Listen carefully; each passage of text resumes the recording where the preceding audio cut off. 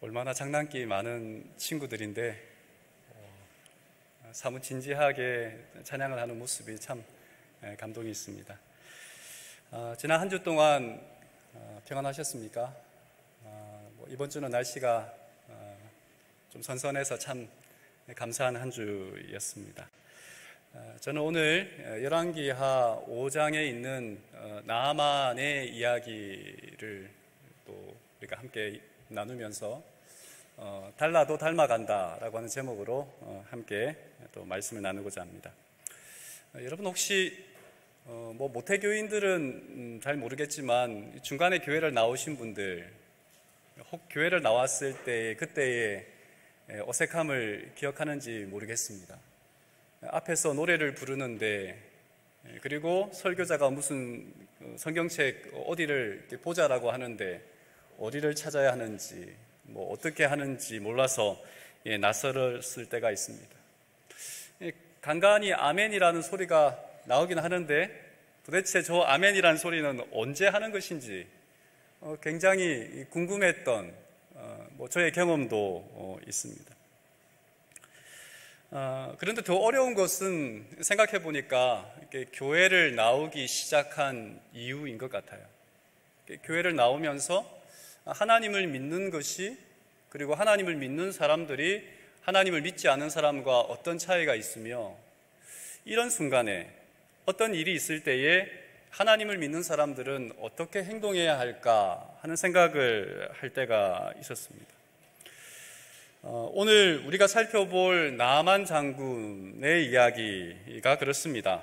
아람의 군대 장관이라고 하는 높은 지위에 있던 사람이 질병을 치료하기 위하여 이스라엘로 왔다가 나음을 받고 난 다음 그가 가졌던 고민들이 있었습니다. 세 가지로 고민을 했는데, 첫 번째는 하나님의 은혜에 어떻게 보답해야 할까라고 하는 질문, 그리고 이방 땅에서, 그러니까 하나님을 믿게 되었지만 자신의 어떤 그 지역은 어떻게 보면 신앙을 하지 않는 이방 땅이죠. 이방 땅에서 어떻게 하나님을 예배할까? 세 번째는 불가피하게 자신의 일로 인하여 하나님을 신실하게 믿을 수 없는 상황이 되었을 때에 어떻게 해야 될까 하는 질문을 해보게 되었습니다. 그러니까 결국은 오늘 우리가 살펴보게 될 말씀은 하나님의 은혜는 어떤 성격을 가지고 있는가, 그리고 참된 예배란 무엇인가, 그리고 세상 속에서 신앙인은 어떻게 살아가야 하는가라고 하는 제목으로 말씀을 이렇게 나누려고 합니다. 새신자, 초신자, 나아만. 열왕기하 5장 15절에 있는 말씀 다 함께 읽어볼까요? 시작. 내가 이제 이스라엘 외에는 온 천하에 신이 없는 줄을 아나이다. 청하건대 당신의 종에게서 예물을 받으소서.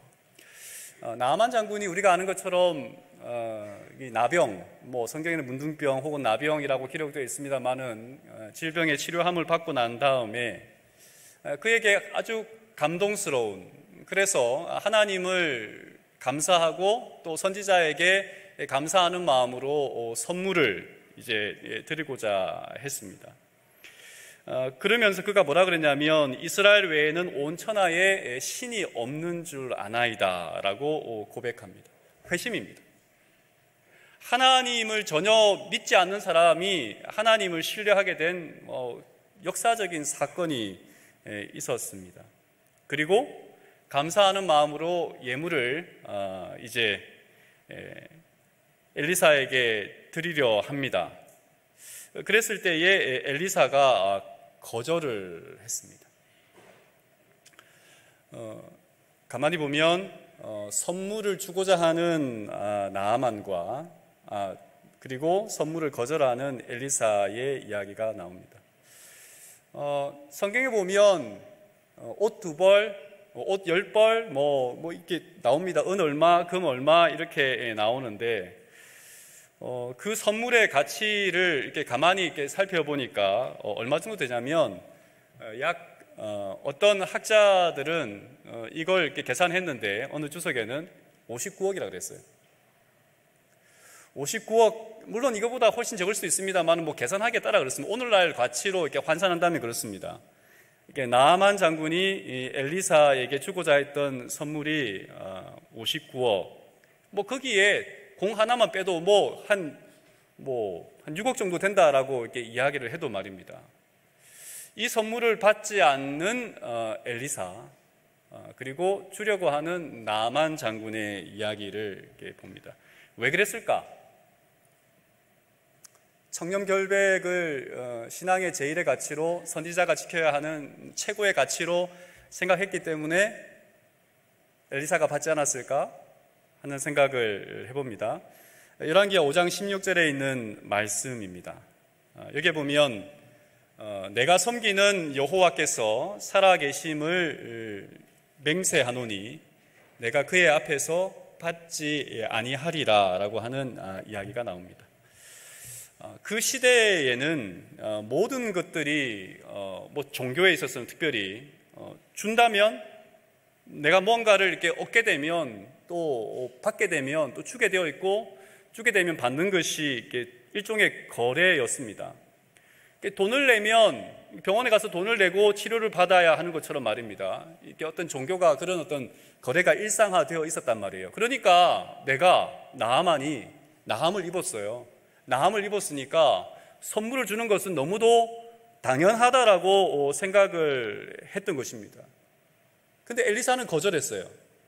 부조와 선지자에 보면 이러한 거래, 그 당시의 종교적 관념으로 보여지는 그러한 거래를 통하여 하나님의 은혜가 이 사람에게, 나아만에게 저평가될까 봐 엘리사가 두려워했던 마음이 제일 컸던 것은 이게 사실입니다. 근데 엘리사가 말하고 싶었던 것은 뭐냐면 하나님의 은혜는 돈으로 살 수 있거나 그 값을 매길 수 있는 것이 아니라는 것을 분명히 이렇게 이야기하고 싶었던 것이 사실일 겁니다. 종교적 거래와 하나님의 은혜, 선물, 이 사이에서 이렇게 갈등이 있었던 겁니다. 신약 성경은 그래서 우리가 구원을 받은 것은 뭐라고요? 하나님의 은혜요? 하나님의 선물이라고 했어요. 하나님의 은혜고 선물이라고 했기 때문에 이것이 거래가 아니라는 말을 엘리사는 하고 싶었던 것입니다. 오늘날 많은 사람들이 여전히 이 하나님을 믿으면서도 하나님과 이게 거래를 하려고 합니다. 내가 이만큼 했으니까 하나님도 주셔야죠. 내가 이만큼 헌신했으니까, 이만큼 헌금했으니까, 이만큼 뭐 했으니까 하나님이 내게 복을 안 주신다면, 내가 원하는 것을 주지 않는다면 하나님 그건 잘못된 거 아닙니까? 라고 하나님과 이렇게 거래를 하려고 하는 모습을 이렇게 본단 말입니다. 그런데 하나님은 우리에게 그런 거래를 하고 싶지 않습니다. 엘리사가 거절하는 것을 통하여 배우게 되는 세 가지가 있는데, 그것은 나아만이 나병에서 낫게 된 것은 인간의 행위, 그러니까 엘리사의 행위가 아니라, 엘리사의 능력이 아니라 하나님께서 낫게 하셨다라고 하는 것을 이야기하고 싶었던 거예요. 하나님. 그리고 두 번째는 종은 주인의 영광을 가로채지 않는다라고 하는 이야기가 분명합니다. 그러니까 하나님을 드러내는 엘리사를 통하여 참된 종이라면 주인, 하나님이 취하여야 할 영광을 가로채지 않는다라고 하는 것이고, 세 번째는 엘리사의 거절은 어떤 그 미래에 대한 모본, 청렴성에 대한 기준을 제시하는 것이다 라고 생각해 볼 수도 있겠습니다. 근데 그 이후에 오늘 우리가 다루지 않지만 그 열왕기하 5장 이후 하반부에 보면 엘리사의 종 게하시가 나와요. 여러분, 이것이 60억이든 6억이든 간에 6천만 원이도 좋습니다. 그런 선물을 거절하는 엘리사를 볼 때에 그 종 게하시가 볼 때 얼마나 정말 답답한 마음이겠어요. 엘리사가 돈이 많은 사람이 아니었어요. 엘리사의 수하에 있는 사람들은 가난해서 먹을 것도 없었어요. 그래서 뭔가를 이렇게 먹고 살기 위해서는 누군가의 도움이 절실하게 필요했습니다. 그런데 엘리사가 거절했어요. 게하시가 나중에 뭐 하러 가요? 나아만이 갔을 때에 쫓아가서 거짓말하죠. 제 주인이 선물을 조금 달라 하더이다 라고 하는 거짓말을 하게 되면서, 그 당시 엘리사가 돈이 많아서 거절한 것도 아니었고, 근데 엘리사의 이야기와 게하시의 이야기를 통하여 오늘 이 땅을 하나님의 영광을 덧입고 살아가는, 그리고 하나님의 영광을 드러내야 하는 사람들의 어떤 삶의 기준이 무엇인지를 이렇게 가만히 이렇게 보는 것 같습니다.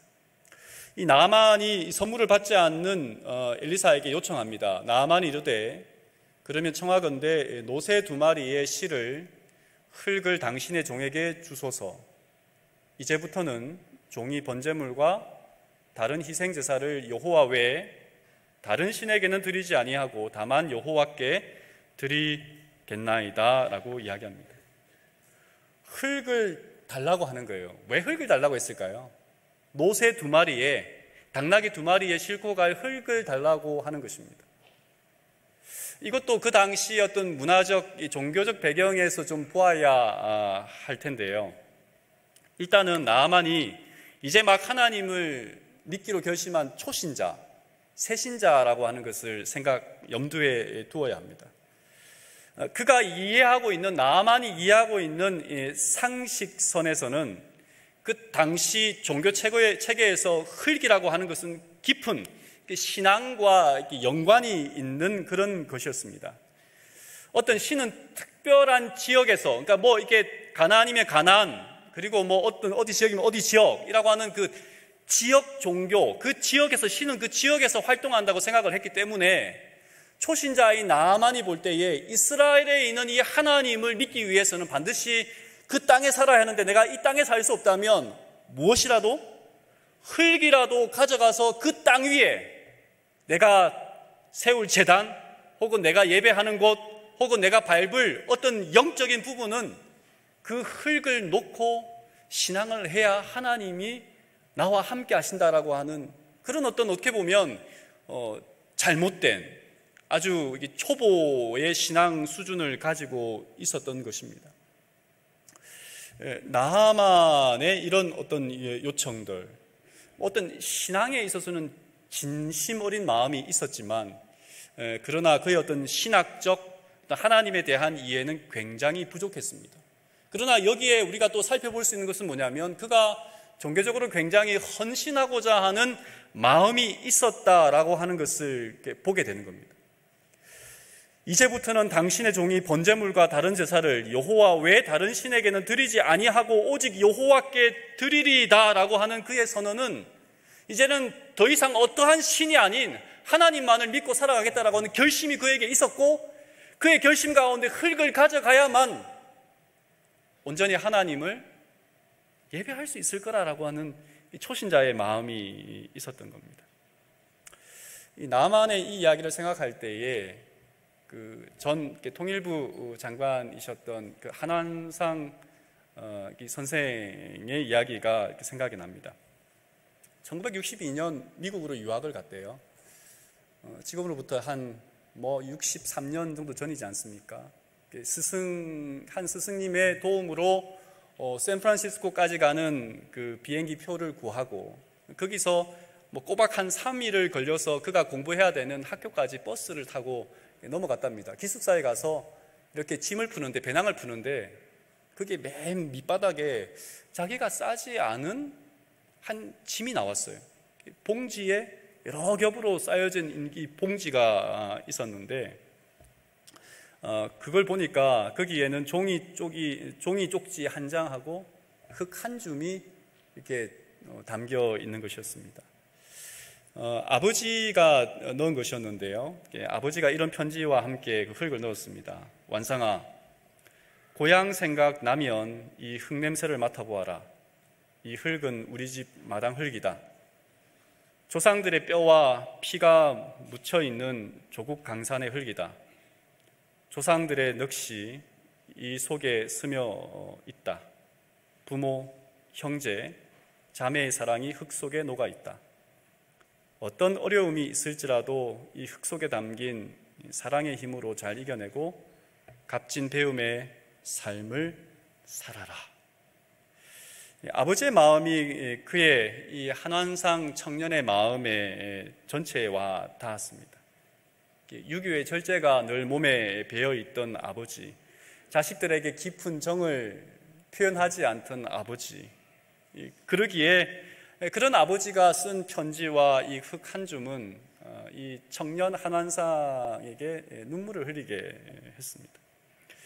60년이 넘는 그 지나간 이야기이지만 이분의 어떤 그 기억 속에 강하게 남아있는 것을 보면 그 고단한 그 유학 생활 속에서 이 흙 한 줌이 그의 삶에 어떠한 힘이 되었고 어떠한 영향력을 끼쳤는지 우리는 생각해 볼 수 있습니다.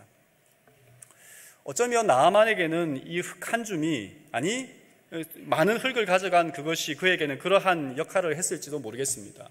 그 흙을 보면서 내가 이 이스라엘에서 가져왔던 그 믿음의 이 신앙과 함께 이 흙 위에 내가 하나님 위에 견고하게 서리라라고 다짐했을지도 모르겠습니다. 여러분, 우리가 여기서 나아만의 어떤 그 흙을 요청하는 이야기 가운데에 배우게 되는 세 가지는 무엇이냐면 열심입니다. 참된 예배를 향한 열심. 두 번째는 사실 그 나아만의 이 요청은 굉장히 미숙한 거예요. 하나님을 믿는 신앙에서 볼 때에 굉장히 초보적인, 저렇게 하면 안 될 텐데라고 하는 것이었지만, 그러나 엘리사는 그것을 나무라지 않았습니다. 그 형식보다 그의 마음의 중심을 보았다는 겁니다. 어떤 분이 그런 말을 해요. 교회 나온 지 얼마 안 된 사람도 이렇게 안식일 교리를 가르치고 뭘 가르치고 쫙 해서 우리가 이렇게 교인을 만들어야지라고 하면서 그런 주장을 하시는 분도 계십니다. 물론 맞습니다. 그런데 그 마음의 중심, 그 마음의 열심, 그리고 그 마음의 진실함을 잘 살려주는 것도 필요한 거예요. 엘리사는 그랬습니다. 세 번째는 이 격려했다라고 하는 겁니다. 이게 이 나만의 요청에 대하여 엘리사가 뭐 할 수 있었을까요? 필요 없어. 그거 하나님 믿는 사람에게는 그거 아무런 소용이 없어라고 이야기할 수 있었지만 엘리사는 그렇게 하지 않았다. 우리가 믿는 그 믿음의 공동체에서 생각해보면 제가 처음 교회 나왔을 때에 굉장히 이렇게 찬미가를 어떻게 찾는 건지, 노래를 어떻게 부르는 건지, 성경책이 도대체 무슨 말을 하는 건지, 목사님이 설교하면 저분이 도대체 하는 설교를 어떻게 할까 하는 그런 고민을 많이 해봤단 말이에요. 그런데 제가 교회에 끝까지 남아 있었던 이유는, 있을 수 있었던 그 힘은 그 교우님들이 하나님을 믿는 그 어리숙한 이제 막 초보자와 같은 이 사람을, 학생을 잘 키우고 다독이고, 그리고 제가 볼 때 정말 어리석은 질문과 행동을 했지만 그것을 나무라지 않고 깨우칠 때까지 기다려 주었다라고 하는 것입니다. 이 엘리사의 모습에서 그런 모습을 좀 보게 됩니다.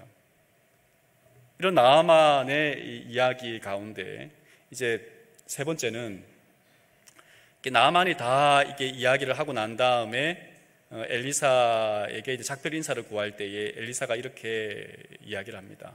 평안히 가라. 평안히 가라. 그러니까 이 19절 앞에 나아만이 자신의 나라로 돌아갔을 때에 겪게 되는 어려움을 하나 이야기합니다. 나아만은 그 아람의 군대 장관입니다. 그에게는 주군이 있죠. 주인이 있습니다. 누굽니까? 아람 왕이요. 왕이 신당에 들어갈 때에 이 나아만도 왕과 함께 그 신당에 들어가야 되는 거예요. 아람에 섬기는 그 신당에 들어가서 왕이 무릎을 꿇으면 자기도 뭐 해야 돼요? 무릎을 꿇어야 돼요. 왕이 고개를 숙이면 자기도 고개를 숙여야 하는 것입니다. 제가 그렇게 하게 될 텐데, 저는 하나님을 믿는 믿음이 저에게 생겼고 이제는 이 세상에 어떠한 신 외에, 신 위에 하나님이 계시다는 것, 하나님 외에 모든 것이 다 가짜라는 것 알겠는데, 그런데 제가 살아가는 그 아람에는 하나님을 믿지 않고 저의 주군은 하나님을 섬기지도 않는 사람이기 때문에 제가 거기에서 이방신을 섬기는 것처럼 살아가게 될 터인데, 이 문제를 어떻게 하면 좋겠습니까? 라고 엘리사에게 이야기하고 있는 겁니다. 여러분은 어떻게 대답하시겠습니까? 이제 어떤 사람이 하나님을 믿는 사람이 되었습니다.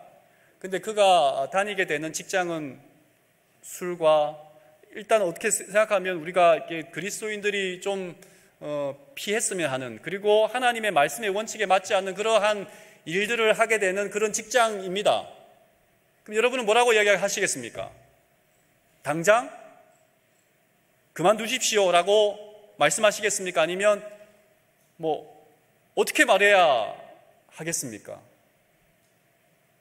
엘리사의 이 대답은 말입니다. 평안히 가라, 평안히 가라 라고 하는 이 대답은 굉장히 간결하지만 심오한 뜻이 담겨 있는 것 같아요. 세상 속 신앙인의 양심 문제, 우리가 늘 고민하는 거지 않습니까? 교회를 나와서, 그러니까 처음부터 교회를 다니신 분도 그런 고민이 있겠지만 중간에 교회를 나오신 분들, 그리고 그 종교적, 그 어떤 문화적 배경이 전혀 다른 형태를 가지고 어떤 생애의 중간쯤에 나오신 분들은 더 이런 고민이 많습니다. 여러 가지 부분에 있어서 어떻게 해야 될까라고 하는 그 갈등이 있는 것입니다.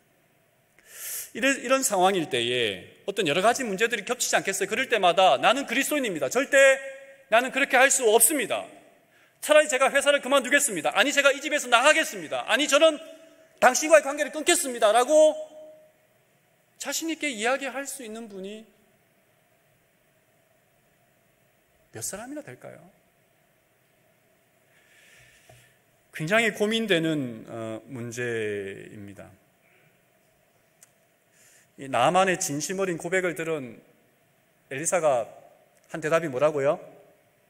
너는 평안히 가라. 끝. 설명도 없어요. 엘리사가 하나님 앞에서 우상을 섬기지 말고, 바알을 섬기지 말고, 아세라를 섬기지 말고 오직 하나님만 섬기라라고 외치는 선지자인데, 나아만에게 지금 따끔한 가르침을 줘야 되잖아요. 그러지 말고 뭐 하라고? 그만둬. 나아만 장군에게 아람 군대 그만둬. 그리고 아람에 살지 말고 뭐 하라고요? 망명해 라고 이야기할 수 있었어요. 그럴 수 있지 않아요? 그런데 평안히 가라, 지혜로운 답변이라고 생각하십니까? 이 세 가지의 어떤 그 문제가, 어떤 이 이야기가 담겨 있습니다. 첫 번째는 엘리사는 나아만을 정죄하지 않았습니다. 그러면 안 되지, 당장 그만둬, 이런 말을 하지 않았습니다. 두 번째는 근데 허락한 것도 아니에요. 그렇게 해도 된다라고 이렇게 명시적으로 허락한 것도 아니에요. 굉장히 저래도 돼 이렇게 말하지도 않았습니다. 세 번째는 평안히 가라라고 하는 말은 그냥 히브리식의 그냥 평범한 인사입니다. 샬롬 이런 말이죠. 레크레 샬롬이라고 하는 히브리어라고 하는데 그냥 단순한 그 어떤 작별 인사처럼 하는 겁니다. 하나님이 너와 함께하기를, 너에게 평안을 주기를 원해라고 하는 그 정도의 인사 말입니다. 나만이 이 말을 알아들었을까요? 너는 가라. 목사님, 저 너무 힘들어요. 제가 이제 하나님을 믿게 되었지만 제가 나가야 되는 그 사회생활은요, 신앙생활 하기 너무 어렵습니다. 그렇게 말하는데 저는 뭐라 그래요? 평안히 가라. 목사님, 제가 이 일을 해야 되는지 말아야 되는지 어떻게 해야 되는지 정말 저 심각한 고민 앞에 빠져 있습니다. 근데 엘리사가 뭐라고 얘기한다고요? 평안히 가라.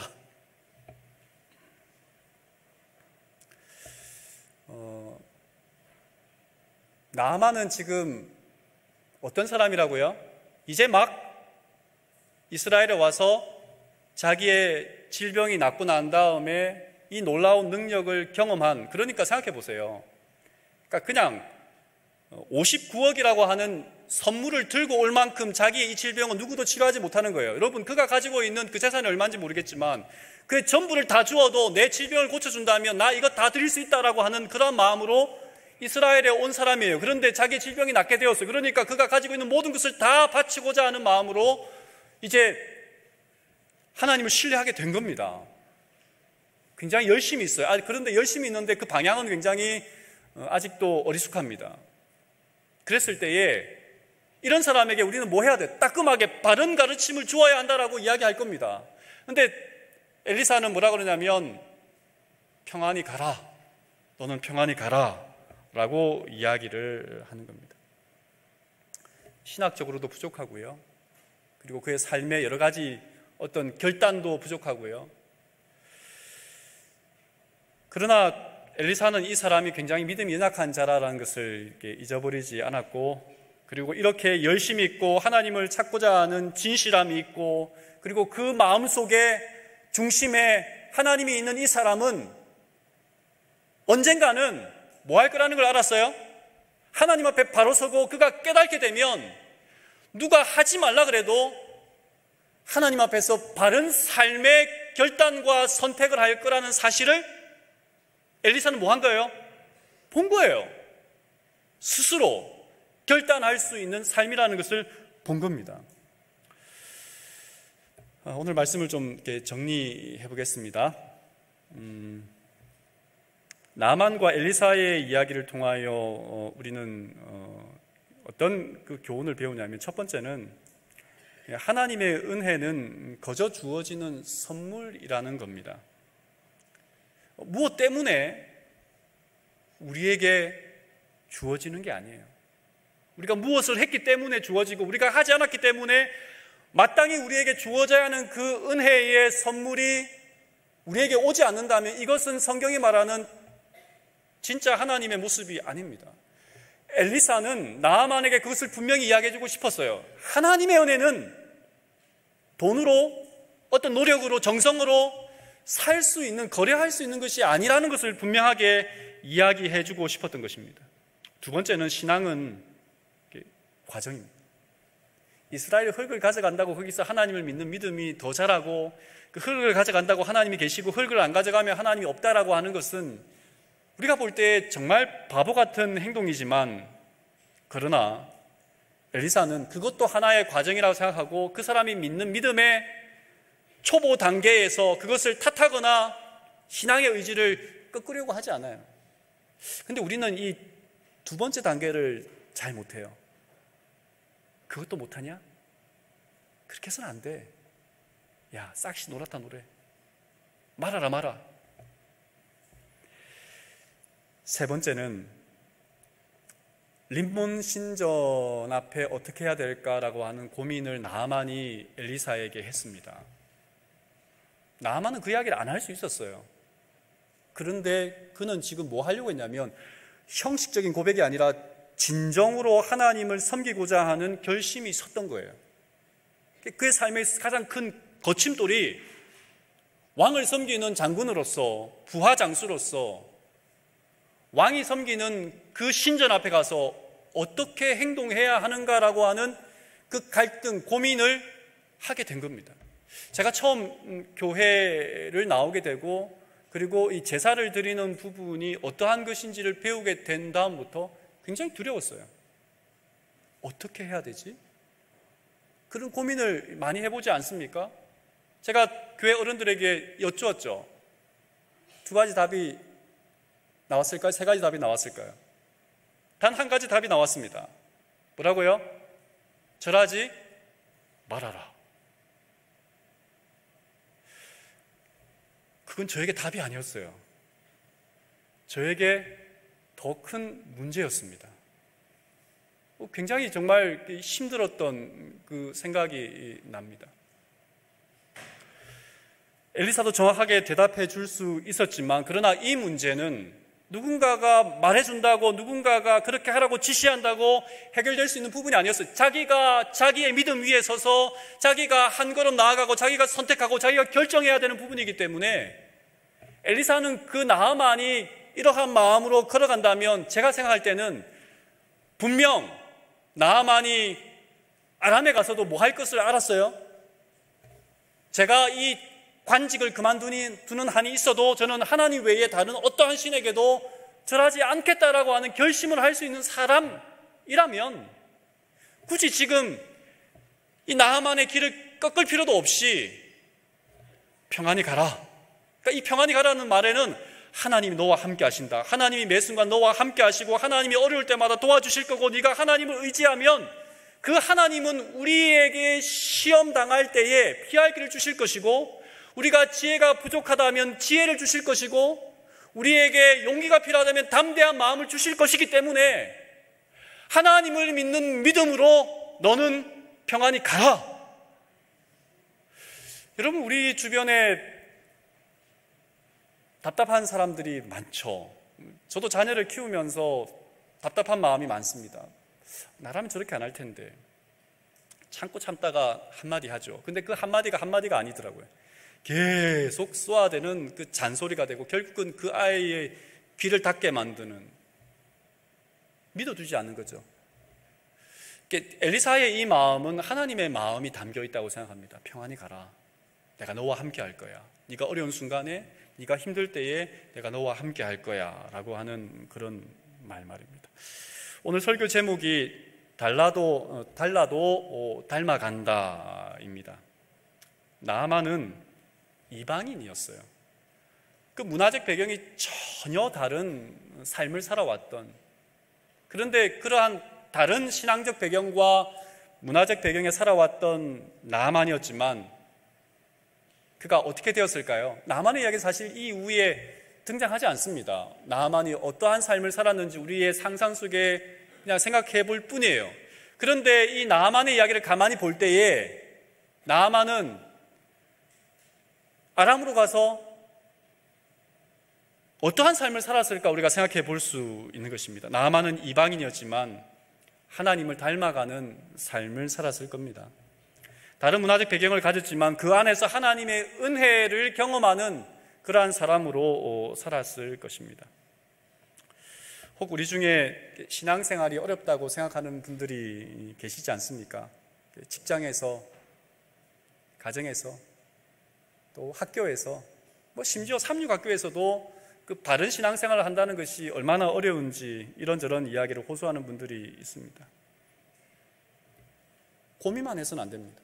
그런 고민을 할 수 있지만 엘리사의 이 말, 너는 평안히 가라.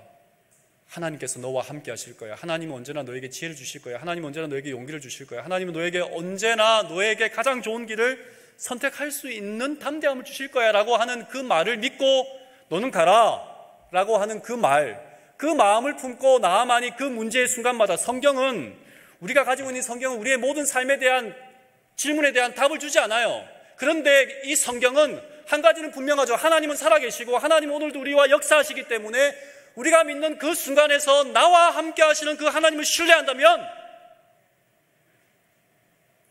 오늘도 하나님은 나에게 가장 좋은 것을, 가장 올바른 선택을, 가장 내가 마땅히 해야 하는 일들을 하게 해 주실 것이라는 믿음이 있다면, 하나님 언제나 나와 함께 하신다는 그 사실을 믿는다면 뭐 할 수 있어요? 평안히 가라. 아멘 이라고 대답하는 믿음이 저희들에게 있을 수 있다라고 생각이 되어집니다. 지난 한 주 동안 바벨론에서 재림 성도로서 살아오는 것이 얼마나 힘드셨습니까? 이 세상 속에서 그리스도인으로 살아오는 것이 얼마나 힘드셨습니까?